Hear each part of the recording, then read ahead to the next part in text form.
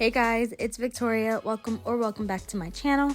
And in today's video, I'm going to show you how I personally remove my Polygel nails. This is the set I did with the McCartan Emily Susanna collaboration kit, which I loved. I reviewed it. If you're interested, go ahead and check that out. So I'm going to show you what I do when it's time to remove my nails. The first thing is to remove the excess length. You need either tip cutters or nail clippers to do this. I'm going to go ahead and show you both. So when you're using nail clippers, you would just clip a slit on each side, and then you would be able to easily pull off the middle. And if you're using a tip cutter, you would just slide your nail in the little space and clip them all off. I just end up using my tip cutters because it's just slightly faster. So when you're doing this, beware for flying nails. They will fly all the way across the room too. So now that they're all off, you don't want to go into the next step without removing gems. So you want to use some cuticle nippers for this. Just make sure you have a separate pair for rhinestones and cuticles. I actually broke my rhinestone pair, so I'm using some nail clippers because I don't want to use my cuticle pair, and it actually works the exact same. So there's a little nail hack for you if you don't have cuticle clippers and you need to remove your rhinestones. If I have a different shaped rhinestone, I like to collect them and keep them if I can salvage them. So now we're gonna go ahead and move on into the next step, which is filing. I don't really want to call this a tutorial because I understand that not everyone has the same equipment as I do. You have to keep in mind that I do my nails very frequently, so I had to come up with some type of process to make it as easy as possible for me. So in this video, I'm just showing you what I do personally. You don't need an electric drill to file. You can use a hand file in its place. If you plan on doing that, I recommend using 80/80 grit nail files and investing in a bulk size. I like 80/80 grit better than 100/180, which is what you usually would get because it's a lot more grittier, so it cuts through a lot of layers quickly. And it's not impossible to use a hand file. I just prefer to use my e-file because it's quicker. This is the drill bit that I use. It is a coarse ceramic safety drill bit.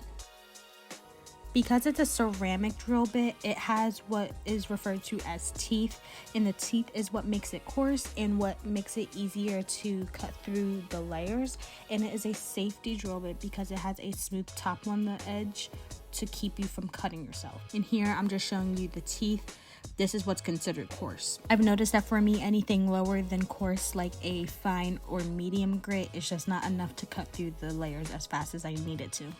I typically put the speed at 10, which is 10,000 RPMs. RPM is rotations per minute, which is how fast it's going, and mine goes up to 30,000 RPMs, which is pretty standard.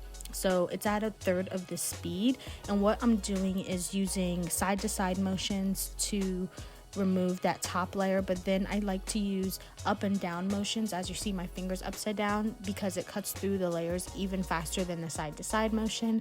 So I kind of just go back and forth from those two motions. So I like to monitor how close I'm getting to my natural nail, which is how thin that product is getting. So I'll turn my finger, how you just saw, to see how close I am. It's really important that you start to monitor and be cautious when you're getting really close to your natural nail. You might want to turn the speed down or change out a different bit if you're using an e-file, or just use lighter pressure if you're using a hand file, because your natural nail is very sensitive and you don't want to damage it by filing it with a very gritty file. I know this looks like my natural nail, but it actually isn't. This is what I mean when I said I had to come up with my own process so that I don't damage my nails because of how often I do them. I use the Kiara Sky Jelly Tip Builder Gel, which is a soak-off product, as the very first product to hit my natural nail at the beginning of a set. This is to protect my nail, and I do this as opposed to base coat because base coat is too thin. It's not going to build up a protective layer. So what I do is I put down that builder gel, and then on top I do all my prepping and priming and base coating as normal. It's just that is the barrier between the product and my nail.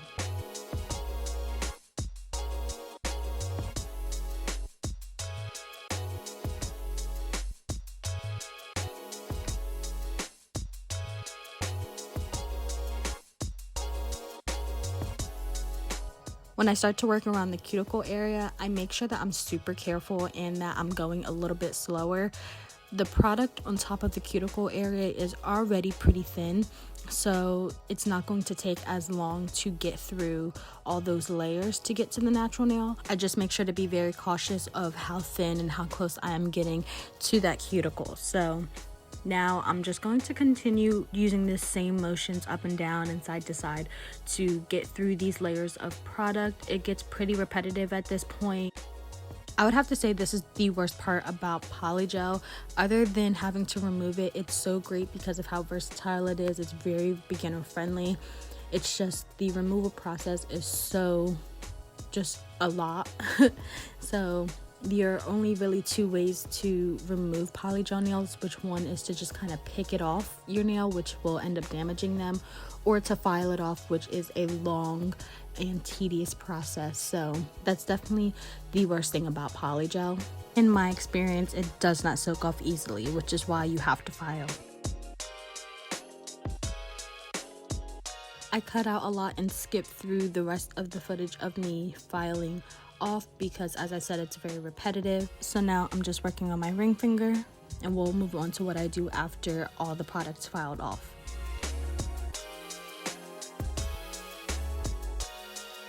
Actually thought of something else I wanted to mention. Earlier I said something about how you want to file down to a very thin layer. For me, it's that clear builder gel layer, but for you it might be a very thin layer of the polygel. At that point, it would be a really good idea to switch over to something that's a lot more gentle around the natural nail. So as I'm showing you, something like this where it doesn't have teeth on it. This is a diamond dust drill bit, or you could either change into a hand file. I'll be showing you both.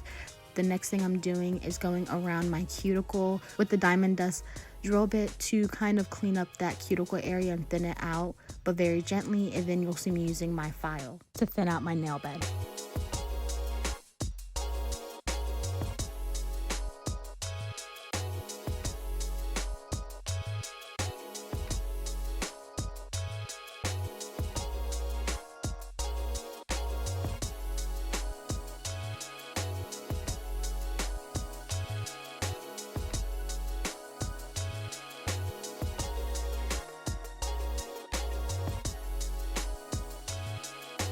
Something that I like to do is take a buffing block and some cuticle oil. I'll put a drop of cuticle oil on my nails, massage it in, and buff out my nails. It literally makes them look brand new, which I didn't do that this time only because I'm getting ready to do another set. So all I did was put on some alcohol to clean up my nails, which I would do this after anyways. So here's what my nails are looking like. That is the end of this video. I hope it was somewhat helpful. I know it wasn't necessarily a tutorial, so I'm hoping I didn't confuse you guys with my tips throughout the way. This is all that I have for you. Make sure you like, comment, subscribe, and I hope to see you in the next one. Bye.